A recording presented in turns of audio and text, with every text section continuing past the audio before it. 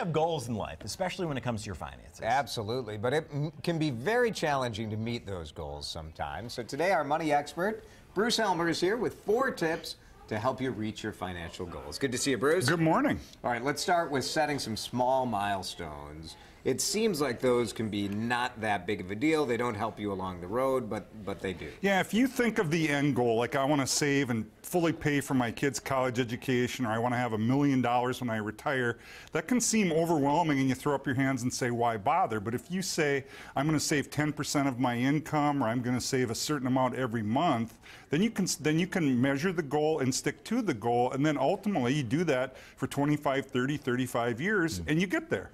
You talk about automating those goals. I find that helpful for me just in terms of saving money at the most basic level. That money goes away, I never see it, and it goes to where you know, if everyone watching right now, if they're fortunate enough to have a retirement plan at work, like a 401k, and the money's just withheld from your paycheck. But now, beyond that, if you're going to save and invest, if you have to write out a check every month, how many months would you not do that because something gets in the way? But if you automate it and it happens automatically, you don't miss the money and it gets done.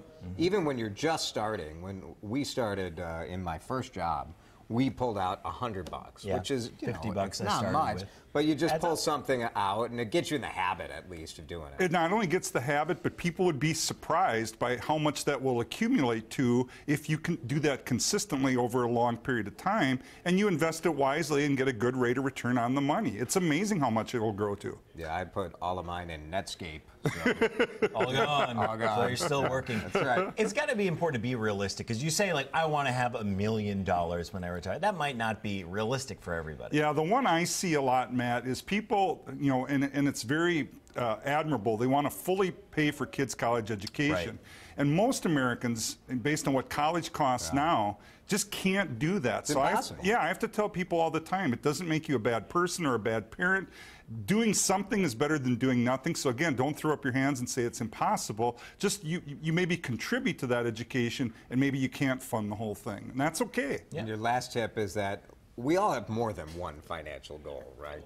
You know, people like me, financial advisors, have all these great ideas. You should participate in your 401k, you should have an IRA, you should have a Roth IRA, you should have life insurance, all these things, but we don't have an unlimited amount of money. So how do we prioritize our discretionary income? Now again, that's largely driven by each individual's goals based on their core values, but then it's also people like me to come in and say, here's what should be first, here's what should be second. First for most people is? I would say first for the overwhelming majority of people, participate in the company retirement plan, especially if there's a matching contribution, because if you don't, you're just leaving that money on the table.